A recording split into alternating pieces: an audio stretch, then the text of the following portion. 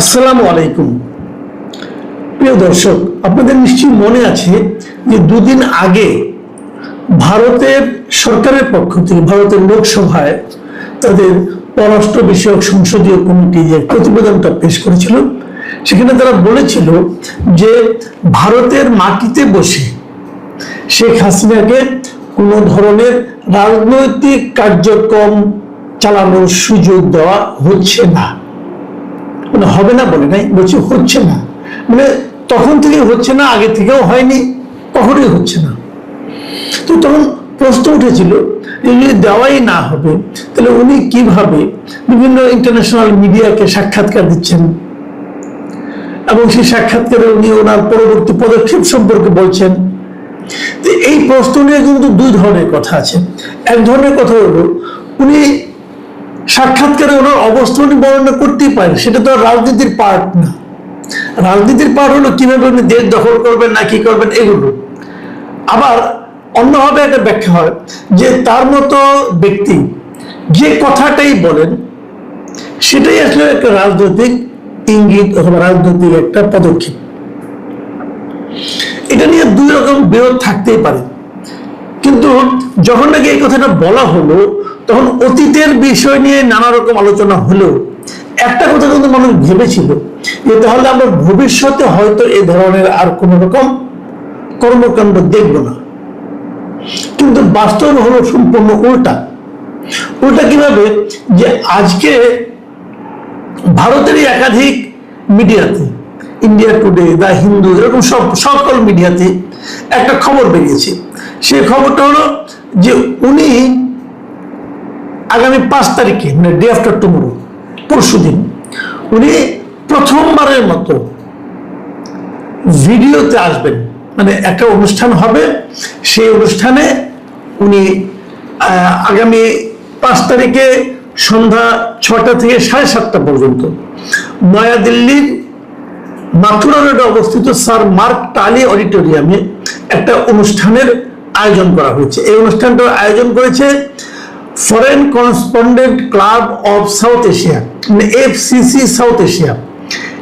এখানে একটা ভার্চুয়াল অনুষ্ঠান হবে।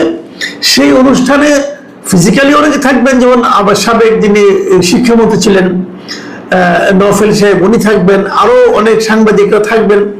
সেখানে শেখ হাসিনা যুক্ত হবেন ভার্চুয়ালি, মানে ভিডিওতে ওনাকে দেখা যাবে এবং উনি ওখানে ভিডিওতে কথা বলবেন। উনি যেখানে আছেন সেখান থেকে উনি সেখানে যুক্ত হবেন এবং সেখানে আরো যারা অংশ নেবেন তাদের মধ্যে শেখ হাসিনার পুত্র সজীব ওয়াজেদ জয় আছেন, আগে বলেছে শিক্ষামন্ত্রী মহিবুল হাসান চৌধুরী নওফেল আছেন, এবং এই ওখানে একটা কিছু বিদেশি বাংলাদেশি আর কি বিদেশি মিডিয়াতে যারা জব করেন সেরকম কিছু লোক থাকবেন। বাংলাদেশ হিউম্যান রাইটস ওয়াচের মহাসচিব মোহাম্মদ আলী সিদ্দিক এরা থাকবেন এবং এখানে আরো অনেকের নাম আছে, যেমন সাবেক কূটনীতিক নিরাপত্তা বিশ্লেষক আমিনুল হক পলাশ, রাজনীতি ও সন্ত্রাস বিরোধী বিশ্লেষক আবু ওবাইদা আরিন, হ্যাঁ, এবং বাংলাদেশ হিউম্যান রাইটস ওয়াচের USA পরিচালক শাহ মোহাম্মদ বখতিয়ার এরা থাকবেন।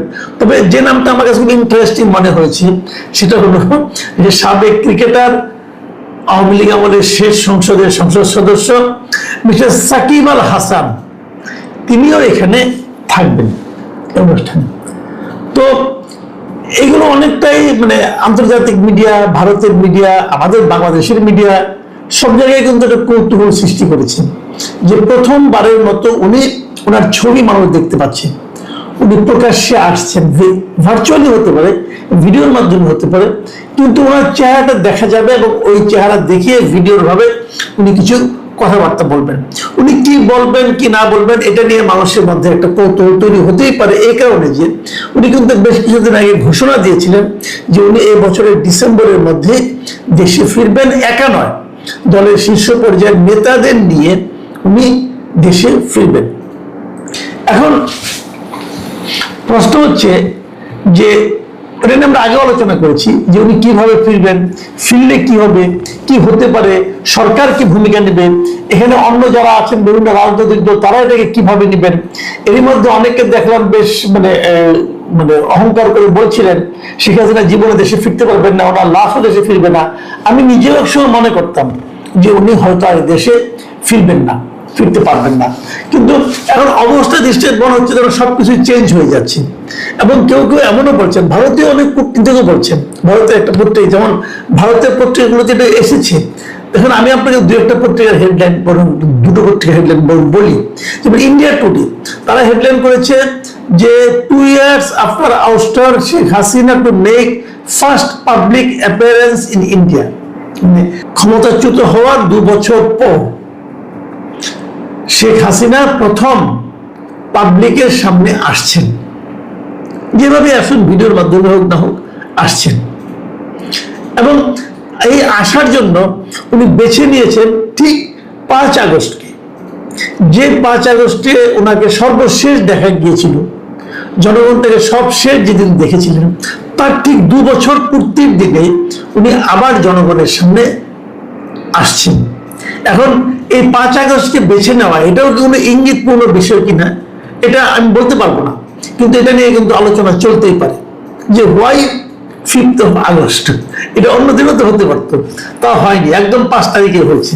কাজে এখানে হয়তো উনি কি বলবেন না বলবেন এটা নিয়ে তো অন্যরকম আলাপ আলোচনা চলবে। হয়তো উনি বলবেন ওনার রাজনৈতিক ভবিষ্যৎ, উনি হয়তো বলবেন উনি পরবর্তী পদক্ষেপ কি হবে, অনেক কিছু বলবেন, তো এটা নিয়ে আলোচনা হচ্ছে। কিন্তু ইন্টারেস্টিং একটা হেডলাইন আমি দেখলাম, ভারতের খুব বিখ্যাত একটা পত্রিকা দ্য হিন্দু, ওনারা যে শিরোনামটা করেছেন সেটা আপনারা শুনুন। ওনারা শিরোনাম করেছেন যে Sheikh Hasina to hold pressure on August 5, a month before Tareq Rahman's expected visit. Tareq Rahman BRICS সম্মেলনে কিন্তু যাওয়ার জন্য তাকে আমন্ত্রণ জানানো হয়েছে। যদি উনি সেখানে যান সেটা হবে সেপ্টেম্বরে, মানে উনি যাচ্ছেন তাহলে যখন তার 1 মাস আগে হাসিনার এই যে বাইরে বেরিয়ে আসাটা, এটা তারেক রহমানের সরকারের উপর এক ধরনের প্রেশার তৈরি করতে পারে। এবং দ্য হিন্দু এই রিপোর্টটা লিখেছেন কল্লোল ভট্টাচার্য, আমি রিপোর্টটা পড়লাম, এখানে উনি বেশ কিছুগুলো কথা বলেছেন। উনি যে কথাগুলো বলেছেন তার মধ্যে আমি 2টা কথা আপনাদেরকে বলি। উনি বলার চেষ্টা করেছেন, যে একজন এক্সপার্টের বক্তব্য দিয়ে উনি বলার চেষ্টা করেছেন যে এই যে হাসিনা ঘোষণা করেছেন যে উনি বাংলাদেশে ফিরে যেতে চান, যাবেন, এই জিনিসটা ভারতকে, বিশেষ করে ভারতীয় গভর্নমেন্ট এবং ভারত এদেরকে এক ধরনের স্বস্তি দিচ্ছে। তারা মনে করছেন এটা দেওয়ার মাধ্যমে তারা একভাবে লাভবান হবেন, কারণ ভারতের উপর ইন্টারন্যাশনাল একটা প্রেশার থাকতে পারে, বাংলাদেশে একটা প্রেশার থাকতে পারে যে তারা বাংলাদেশ থেকে ক্ষমতাচ্যুত এবং সাজাপ্রাপ্ত রাজনীতিবিদ এবং সাবেক প্রধানমন্ত্রীকে ভারত আশ্রয় দিয়ে রেখেছে।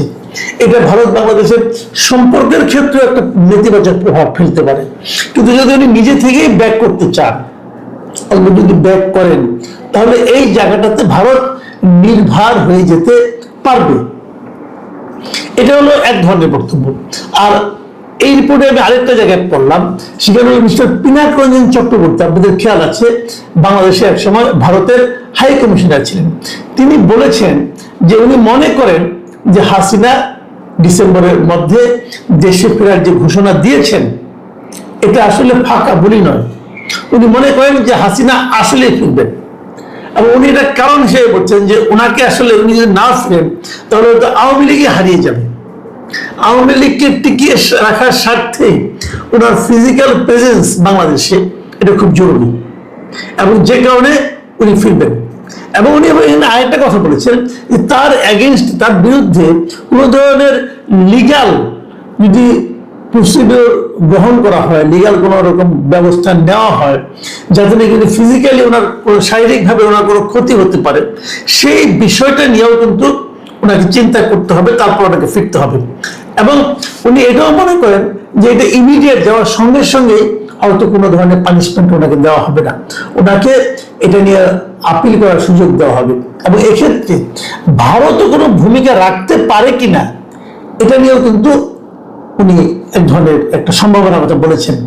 মানে ওনার বক্তব্য হলো যে এটা আমি অবাক হব না যদি ভারত এখানে কোনো একটা ভূমিকা রাখে, এবং ভারত যদি এই বিষয়টা নিয়ে বাংলাদেশের সঙ্গে আলোচনা করে এবং ওনার নিরাপত্তার ব্যাপারটা এনশিওর করতে চায়। এটা খুব একটা মানে সে অবাক হবে না আর কি। তো এই যে ঘটনাগুলো ঘটছে, দেখুন যে যখন কতগুলো বিষয় করতে উনি আগের থেকে ইন্টারভিউ দিচ্ছিলেন, উনি ফিরবেন, তারপরে ভারত বলল আমার এখান থেকে কোনো রাজনীতি চলবে না, এবং বলার পরে উনি ঘোষণা দিলেন যে উনি প্রকাশ্যে আসবেন, ভিডিওর মাধ্যমে আসবেন, এবং তারপর বিভিন্ন এই সময় এক মাস পরে সেখানে আবার ভারতে আবার তারেক রহমান যাবেন, এবং সবকিছু কিন্তু শেখ হাসিনা, বাংলাদেশ সরকার, ভারত সরকার এর মধ্যে ঘুরপাক খাচ্ছে। এখন এখান থেকে ইঙ্গিতটা কি পাচ্ছেন আপনারা? এখান থেকে কিন্তু অনেক কিছু ঘটবে এরকম মনে করা যায়, এবং যে ঘটনাগুলো ঘটবে বলে আমি মনে করি শেষ পর্যন্ত। এখানে আবার আরেকটা কথা বলে নিই, আরেকটা কথা বলে রাখা দরকার। সেটা হলো, আমাকে আবার আমাদের দেশের একজন সিনিয়র সাংবাদিক উনি বললেন যে যদিও শেখ হাসিনা বলছেন উনি আসবেন, কিন্তু শেষ পর্যন্ত উনি ভিডিওতে আসবেন না। এটা হলো আরেকটা সোর্সের কথা। যুক্তরাষ্ট্র অবস্থানরত কিছু আওয়ামী লীগের লোকজন তারা নাকি এটা বলেছেন যে উনি আসলে আসবেন না। এখন যদি উনি মানে ওনারা যদি ভিডিওতে না আসেন, তার কি অর্থ হতে পারে এবং তার কি আফটার ইফেক্ট হতে পারে? আমি পার্সোনালি মনে করি না আসলে ওনার নেতা কর্মীদের মধ্যে একজন হতাশা তৈরি হবে, এটা যেমন ঠিক, পাশাপাশি কিন্তু আরেকটা ইঙ্গিত পাবেন যে তাহলে আমরা বুঝবো যে ভারত সরকারই হয়তো ওনাকে ভিডিওতে আসতে বাধা দিচ্ছে। যদি সেটা হয় তাহলে এখানে আপনারা ভারতের আরেক ধরনের মনোভাব শেখ হাসিনার প্রতি, যেটা নাকি খুব একটা ইতিবাচক মনোভাব বলা যাবে না, সেটাও কিন্তু প্রকাশিত হবে। এখন আমাদের আরেকটা দিন নোট করতে হবে, আজকে 3 তারিখ, মাঝখানে আরেকটা দিন, 5 তারিখ সন্ধ্যায় আমরা বরং দেখি যে আদৌ উনি আসেন কি আসেন না। তবে আমার যেটা মনে হয় যে শেখ হাসিনার বাংলাদেশে ফেরা না ফেরা এই সবকিছুই অতি দ্রুত আমরা বোধহয় ঘটতে দেখব। প্রিয় দর্শক, এখন এ পর্যন্তই। আল্লাহ হাফিজ।